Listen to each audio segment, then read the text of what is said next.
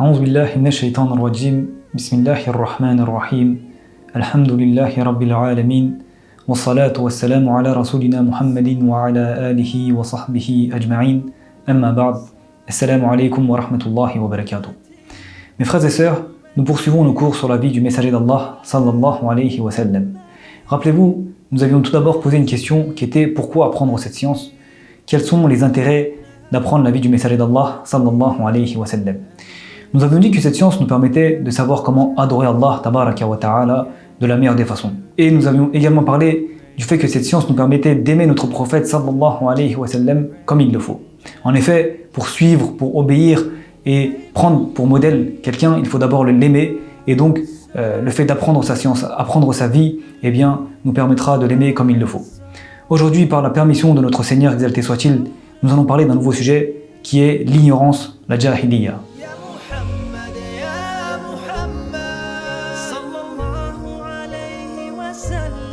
Tout d'abord, je souhaite vous rappeler un point qui est très important. Avant d'examiner la vie et la prédication d'un prophète, il faut d'abord analyser et essayer de comprendre le contexte géographique et sociologique du lieu où il a été envoyé. Car il n'est pas question de comprendre le bien et de prendre conscience de son mérite sans connaître le mal. Il n'est pas question de comprendre la lutte fournie pour aboutir au bien et repousser le mal sans connaître la nature du mal. Regardons ensemble le début de la sourate, le récit Al-Qasas.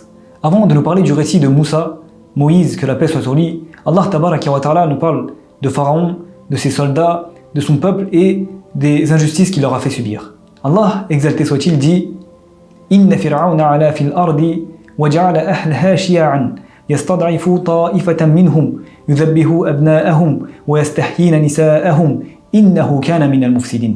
Pharaon était hautain sur terre. Il répartit en clans ses habitants afin d'abuser de leur faiblesse. Il égorgeait leurs hommes et laissait leurs femmes vivantes. Il était vraiment parmi les fauteurs de désordre. Pourquoi Allah, exalté soit-il, nous a expliqué cela? Parce que si tu veux comprendre ce que fait Moussa alayhi salam et correctement analyser la population dans laquelle il se trouve, tu dois d'abord savoir au sein de quel peuple il a grandi. Ceci est la méthodologie du Coran.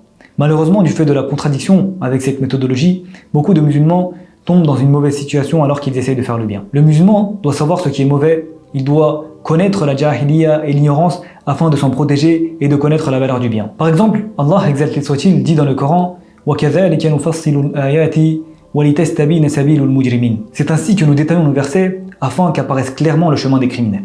Dans le Coran, Allah exalté soit-il ne nous parle pas seulement des prophètes et des personnes pieuses. Allah tabaraka wa ta'ala a également détaillé ces versets afin que les monothéistes reconnaissent les fauteurs de troubles, de désordre et les criminels. Comment veux-tu te prémunir, te protéger d'un crime et des criminels si tu ne sais pas ce que c'est? Ceci n'est pas possible. Parfois, ceux qui ont été éduqués seulement avec le bien se retrouvent à faire du mal sans le savoir. Comme le dit un poète arabe, j'ai appris le mal afin de m'en protéger. Celui qui n'arrive pas à distinguer le bien du mal tombera sûrement dans celui-ci. Également, Omar ibn al-Khattab radiyallahu anhu explique les générations qui allaient venir après lui de cette façon. إنما تنقض عرى الإسلام عروة عروة إذا نشأ في الإسلام من لم يعرف الجاهلية. Lorsque viendront des générations qui ne connaîtront pas l'ignorance, alors les liens, les nœuds de l'islam vont se défaire un par un. En quelque sorte, Omar radiyallahu anhu dit ceci. Nous étions dans la jahiliya, nous étions dans l'ignorance, et donc nous savons à quel point ceci était une chose mauvaise. Puis, notre Seigneur, exalté soit-il, nous a honorés avec l'islam, avec la guidée. Comme nous connaissons l'ignorance, nous ferons tout pour ne pas y retourner. Mais après nous viendront des générations qui n'auront pas connu l'ignorance, et de ce fait, celle-ci verra le jour en islam sans qu'ils ne s'en rendent compte. Ici, nous pouvons également parler du prophète sallallahu alayhi wa sallam et de l'attitude qu'il adopte avec ses compagnons à ce sujet. Le prophète sallallahu alayhi wa sallam était très minutieux à ce sujet avec ses compagnons. Il les mettait souvent en garde contre l'ignorance. Par exemple, lorsque quelqu'un adoptait un comportement contraire à l'islam, alors qu'il pouvait le rappeler à l'ordre en disant ceci n'est pas une chose correcte, eh bien, il ne faisait pas ceci de cette façon-là. La plupart du temps, il essayait de lier ce mauvais comportement à l'ignorance afin que les musulmans, afin que les compagnons soient attentifs à ce sujet. Nous allons donner deux exemples à ce sujet. Par exemple, à la suite d'une dispute avec son serviteur, Abu Dar radiyallahu anhu l'a dénigré avec sa couleur de peau. Lorsque le prophète sallallahu alayhi wa sallam a entendu ceci, il lui a dit « Tu es quelqu'un, tu es un homme sur qui il y a des restes du temps de l'ignorance, sur qui il y a des restes du temps de la jahiliya. » Donc, le fait que Abu Dar radiyallahu anhu a dénigré son serviteur celui qui l'aide avec sa couleur de peau a en quelque sorte commis du racisme, eh bien le prophète sallallahu alayhi wa sallam n'a pas dit ceci est une mauvaise chose, l'arabe n'est pas meilleur qu'un non-arabe, il lui a pas dit ceci de cette façon-là. Il lui a dit tu es un homme sur qui il y a des restes du temps de l'ignorance. Il a lié ce mauvais comportement au temps de l'ignorance. En ce qui concerne le second exemple, comme vous le savez mes frères et sœurs, lorsque les musulmans ont émigré de la Mecque à Médine, il s'est passé une chose qui ne s'était jamais déroulée dans l'histoire auparavant, c'était la fraternité entre les auxiliaires et les émigrés. Bien sûr, Shaitan continuait à travailler et il saisissait chaque occasion afin que ces deux groupes se disputent et que réapparaissent des mauvais comportements du temps de l'ignorance. Un jour, Shaitan atteignit son but lorsque, autour d'un point d'eau, il y a une dispute entre un émigré et un auxiliaire, et l'un d'entre eux a dit « Oh les Ansar, venez à mon aide », l'autre a dit de la même chose en appelant les gens de sa communauté, et lorsque le prophète sallallahu alayhi wa sallam a entendu ceci, il aurait pu dire par exemple « Ce que vous faites n'est pas correct, ceci est un mauvais comportement », il aurait pu dire ceci de cette façon, mais il a dit « Est-ce avec les appels du temps de la Jahiliya que vous vous écriez alors que je suis encore parmi vous ?» Donc il rattache ce mauvais comportement à la Jahiliya. Ici, il y a une autre parenthèse que je veux ouvrir mes frères et sœurs, et le fait que les deux exemples, si vous analysez profondément ces deux exemples, on voit que ces deux exemples sont liés avec le racisme, le tribalisme. Le prophète sallallahu alayhi wa sallam a lutté, a rappelé maintes et maintes fois que l'arabe n'est pas meilleur que le non-arabe, a rappelé que aucune race est supérieure à une autre race, sauf en ce qui concerne la piété. Donc on voit que le racisme n'a pas sa place en islam. Le prophète sallallahu alayhi wa sallam a lutté contre ça dès le début, et donc on doit s'imprégner de ces enseignements-là. Lorsque nous parlons de certains cas, lorsque nous rappelons certains événements de la sira, nous devons nous imprégner, nous devons prendre des leçons de ces récits-là. Par exemple, si on doit savoir d'ici qu'un arabe n'est pas meilleur qu'un africain, ou vice-versa, qu'un français n'est pas meilleur qu'un allemand, ou qu'un kurde n'est pas meilleur qu'un turc, ou vice-versa. Auprès d'Allah tabaraka wa ta'ala, il n'y a que la piété qui compte. Un arabe n'est pas meilleur qu'un non-arabe, si ce n'est par la piété. Donc on doit s'imprégner de ces enseignements qu'il y a entre les lignes de ces récits. Pour revenir à notre sujet, nous voyons que celui qui ne connaît pas l'ignorance, ses méfaits et ses côtés dévastateurs ne s'en soucie pas.